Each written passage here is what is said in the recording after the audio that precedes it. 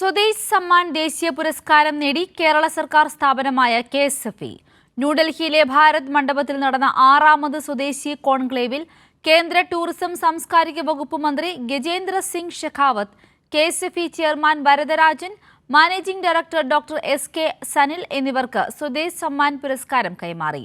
1 ലക്ഷം കോടി രൂപ ബിസിനസ് നേടുന്ന രാജ്യത്തെ ആദ്യ MNBC എന്ന നേട്ടത്തിന് പിന്നാലെയാണ് ദേശീയ പുരസ്കാരം KSFE തേടിയെത്തിയത്.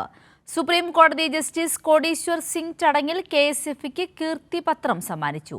കേന്ദ്ര IT സഹമന്ത്രി ജിതിൻ പ്രസാദിന്റെ സാന്നിധ്യത്തിലാണ് ദേശീയ അവാർഡ് പുരസ്കാര ചടങ്ങുകൾ നടന്നത്.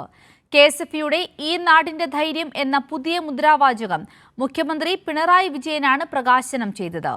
സ്വദേശ് സമ്മാൻ പുരസ്കാരം ലഭിക്കുക വഴി ഈ മുദ്രാവാചകം അന്വർത്ഥമാവുകയാണെന്ന് കേരള സംസ്ഥാന ധനകാര്യമന്ത്രി KN ബാലഗോപാൽ പ്രതികരിച്ചു. വിശ്വാസ്യത, സുതാര്യത, കേരള സർക്കാർ നൽകുന്ന ഉറപ്പ് എന്നിവയാണ് KSFEയുടെ പ്രധാന ശക്തികളെന്ന് ചെയർമാൻ K വരദരാജൻ പറഞ്ഞു. സാങ്കേതിക മുന്നേറ്റങ്ങൾ, ജീവനക്കാരുടെ സംഭാവനകൾ എന്നിവയുടെ ഫലമാണ് പുരസ്കാരമെന്ന് KSFE managing director doctor SK സനിലും വ്യക്തമാക്കി.